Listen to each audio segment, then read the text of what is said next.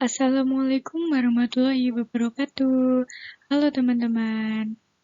Kenalkan, namaku Andawiya Putri dari Prodi S1 Pendidikan Tata Busana UNESA. Di sini kita akan belajar tentang landasan Pancasila sebagai suatu sistem filsafat. Apa sih makna Pancasila dalam sistem filsafat itu? Pancasila dalam sistem filsafat adalah kesatuan dari berbagai unsur yang memiliki fungsi tersendiri, tujuan yang sama, saling keterikatan dan ketergantungan. Lalu, apa saja landasan Pancasila sebagai sistem filsafat? Yang pertama adalah landasan ontologis, yang kedua adalah landasan epistemologi, dan yang ketiga adalah landasan aksiologi. Kita akan bahas tentang landasan ontologi. Menurut Aristoteles, ontologi adalah ilmu yang menyelidiki hakikat sesuatu atau tentang ada, keberadaan atau eksistensi dan disamakan artinya dengan metafisika. Masalah ontologis antara lain, apakah hakikat sesuatu itu, apakah realitas yang ada tanpa ini suatu realitas sebagai wujudnya, yaitu benda, apakah ada suatu rahasia di balik realitas itu, sebagaimana yang tampak pada makhluk hidup dan seterusnya. Bidang ontologi menyelidiki tentang makna yang ada, eksistensi dan keberadaan manusia, benda, alam semesta atau kosmologi, dan metafisika. Dasar ontologis Pancasila pada hakikatnya adalah manusia, yang memiliki hakikat mutlak, yaitu moralis atau dualis. Karena itu juga disebut sebagai dasar antropologis. Subjek hukum pokok dari sila-sila Pancasila adalah manusia. Hal tersebut dapat dijelaskan bahwa yang berketuhanan yang Maha Esa, yang berkemanusiaan yang adil dan beradab, yang berpersatuan, yang berkerakyatan yang dipimpin oleh kebijaksanaan dalam permusyawaratan perwakilan, serta yang berkeadilan sosial pada hakikatnya adalah manusia. Dan kesesuaian antara negara dan landasan sila-sila Pancasila adalah berupa hubungan sebagai umat. Negara sebagai pendukung Tuhan, sedangkan Tuhan, manusia, satu, rakyat, dan adil sebagai pokok pangkal hubungan. Landasan sila-sila Pancasila yaitu Tuhan, manusia, satu, rakyat, dan adil adalah sebagai sebab, dan negara adalah sebagai bagi. Yang kedua, kita akan belajar tentang landasan epistemologi.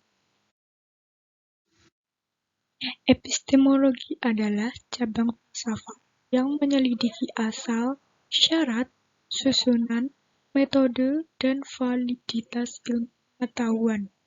Epistemologi meneliti sumber pengetahuan, proses, dan syarat terjadinya pengetahuan, batas, dan validitas ilmu pengetahuan.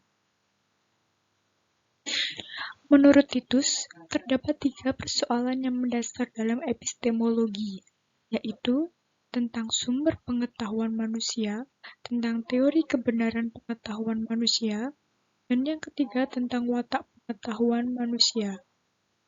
Secara epistemologis, kajian Pancasila sebagai filsafat dimaksudkan sebagai upaya untuk mencari hakikat Pancasila sebagai suatu sistem pengetahuan.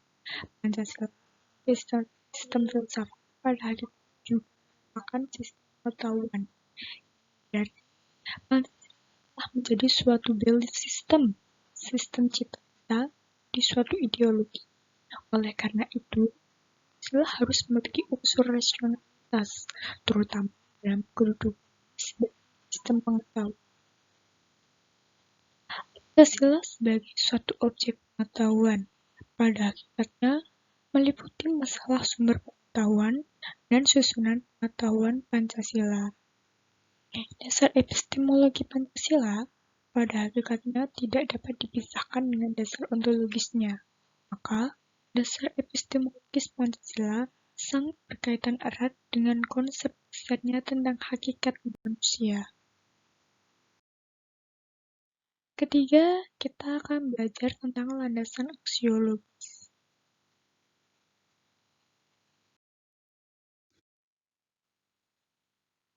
Aksiologi adalah cabang filsafat yang menyelidiki makna, nilai, sumber nilai, jenis nilai, tingkatan nilai, dan hakikat nilai, termasuk estetika, etika, ketuhanan, dan agama. Sila-sila Pancasila sebagai suatu sistem filsafat memiliki satu kesatuan dasar aksiologis, yaitu nilai-nilai terkandung dalam Pancasila pada hakikatnya juga merupakan suatu kesatuan. Aksiologi Pancasila mengandung arti bahwa kita membahas tentang filsafat nilai Pancasila. Nilai adalah suatu kemampuan yang dipercayai yang ada pada suatu benda untuk memuaskan manusia, atau Dictionary of Sociology and Religions. Nilai itu suatu sifat atau kualitas yang melekat pada suatu objek. Max Keller mengemukakan bahwa nilai ada tingkatannya dan dapat dikelompokkan menjadi 4 tingkatan, yaitu nilai-nilai kenikmatan. Dalam tingkat ini terdapat nilai yang mengenakan dan nilai yang tidak mengenakan, yang menunjukkan orang senang atau menderita. Yang kedua, ada nilai-nilai kehidupan. Dalam tingkat ini terdapat nilai yang penting dalam kehidupan, seperti kesejahteraan, keadilan, dan kesegaran. Yang ketiga, ada nilai-nilai kejiwaan. Dalam tingkat ini terdapat nilai-nilai kejiwaan atau Geisteswert yang sama sekali tidak tergantung dari keadaan jasmani maupun lingkungan.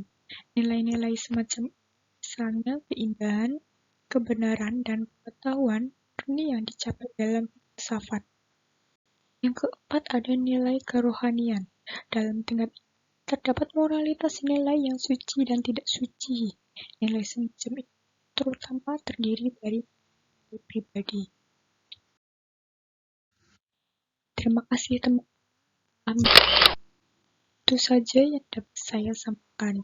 Jangan lupa klik tombol like dan subscribe juga channel. Jangan lupa tekan loncengnya. Terima kasih.